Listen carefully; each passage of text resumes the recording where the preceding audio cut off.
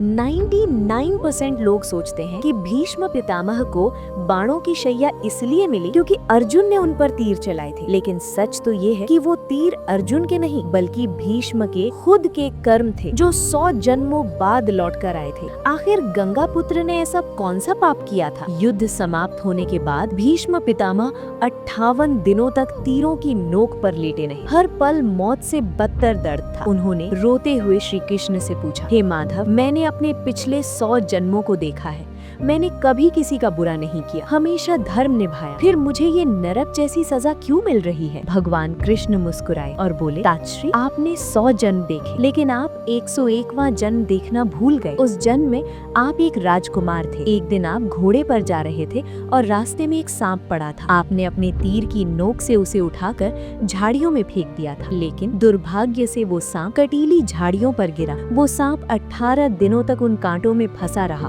उसकी रूह कांप गई, उसका शरीर छिल गया और वो तड़प तड़प कर मर गया। पितामह, जितने कांटे उस सांप के शरीर में चुभे थे, ठीक उतने ही तीर आज आपके शरीर में लगे हैं। आपके पुण्य इतने ज्यादा थे कि 100 जन्मों तक पाप आप तक पहुंच नहीं पाया, लेकिन कर्म कभी पीछा नहीं छोड़ता। भीष्म पितामह को समझ आ गया कि कर्म का फल भोगना ही पड़ता है, चाहे वो देवता हो या मनुष्य। अगर आपको भी कर्म के विधान पर भरोसा है तो कमेंट में जय श्री कृष्ण लिखकर अपने कर्मों को पवित्र करें।